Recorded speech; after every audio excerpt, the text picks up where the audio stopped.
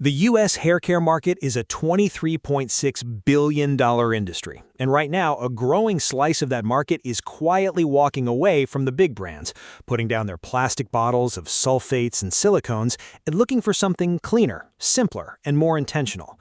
They are not finding it on the shelves at Target. They are finding it from small brands that started in someone's kitchen or garage or spare bedroom. This is the natural shampoo bar business, and what makes it genuinely interesting is that there are three completely different ways to enter it, depending on who you are, what you have, and how you want to work. Before we walk through each one, here's why this specific product, a solid shampoo bar rather than liquid shampoo, is the right thing to be building right now. Consumers are paying a real premium for products without sulfates, parabens, synthetic fragrances, and plastic packaging. Products featuring plant-derived ingredients are showing 15% higher customer loyalty rates compared to conventional alternatives. A single shampoo bar replaces roughly 2 to 3 bottles of liquid shampoo, which is a genuine value proposition you can explain in 10 seconds to any customer. And the bar format is fundamentally more profitable to produce, package, and ship than liquid. No heavy water content, no pump bottles, no leakage risk, dramatically lower shipping costs per unit. Now, the 3 doors. Door 1 is making it yourself. This is the highest margin path and the most creative one, and it is far more accessible than most people assume.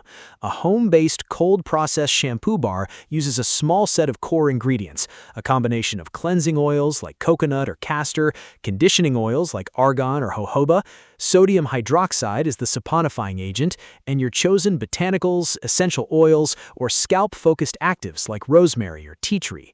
A starter batch of ingredients runs between $40 and $80 and yields roughly 20 to 30 bars. That works out to a material cost of somewhere between 75 cents and $2.50 per bar, depending on your formulation. Those bars retail for $10 to $18 each. At a $12 retail price and a $2 production cost, your gross margin on a single bar is 83%.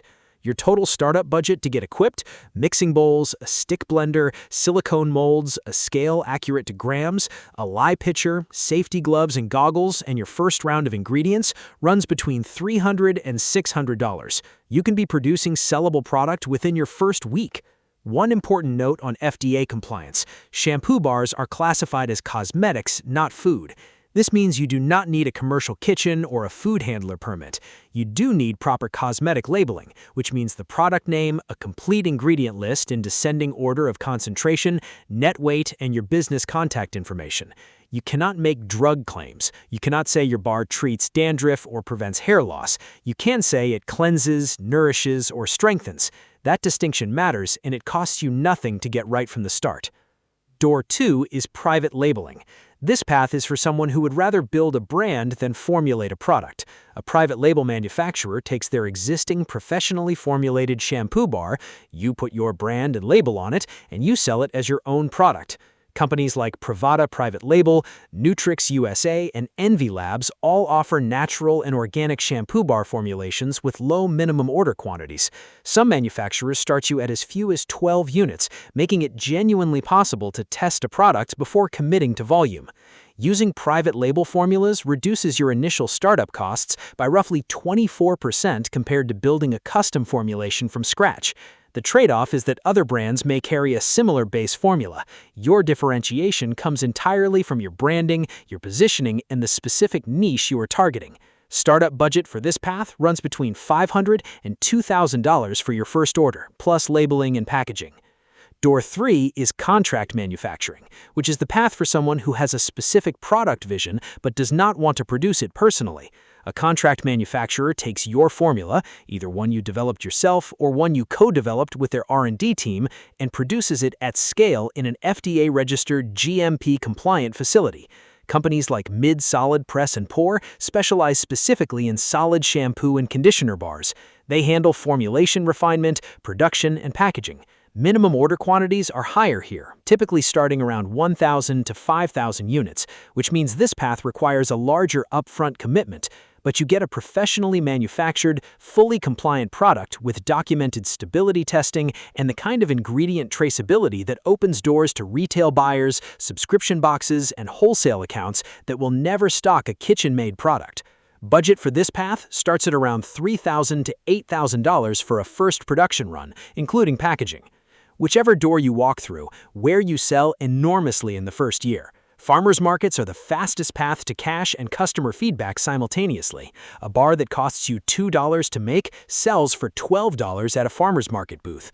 A single weekend market day with 50 bars is $500 in cash, real customer reactions, and data on which scents and formulations move fastest.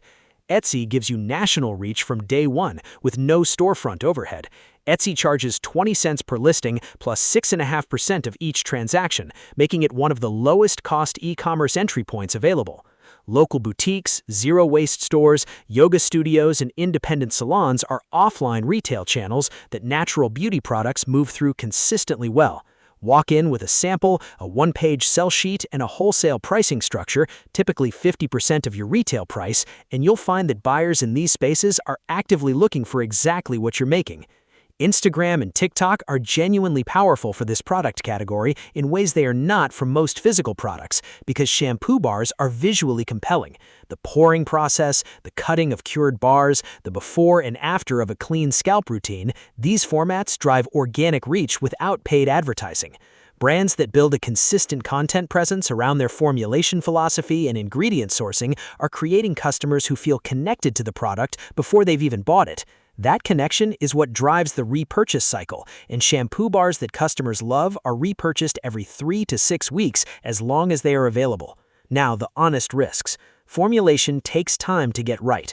A shampoo bar that performs inconsistently, lathers poorly, or leaves a waxy residue on hair will generate returns and negative reviews that are very difficult to recover from in a niche where community recommendations drive purchasing decisions. Test your formula thoroughly on yourself and on willing friends and family with different hair types before selling to the public. This is not optional. It's the work that separates a product people buy once from one they repurchase for years. Ingredient cost volatility is real. Coconut oil, argan oil, and essential oils fluctuate in price based on global supply conditions. Build this into your pricing from the start and review your costs quarterly rather than annually. And pricing too low to compete with mass market alternatives is a trap that many first-time makers fall into. You are not competing with a $5 bottle of drugstore shampoo. You're competing with premium natural brands, and customers willing to pay $12 to $18 for a shampoo bar are making that choice consciously. Price accordingly and let your ingredients and your story justify it. The scaling path from here is one of the most interesting of any business on this channel. A shampoo bar brand that establishes a loyal customer base can expand into a complementary product line, conditioner bars, scalp serums, body wash bars, using the same manufacturing relationship and the same customer acquisition channels. Brands that build a recurring subscriber base where customers receive their preferred bar every 6 to 8 weeks achieve revenue predictability that most physical product businesses never reach.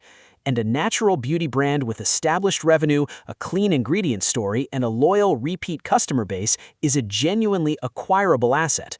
Smaller brands in this category have sold for 2 to 4 times annual revenue to larger beauty conglomerates actively looking for authentic indie brands to absorb.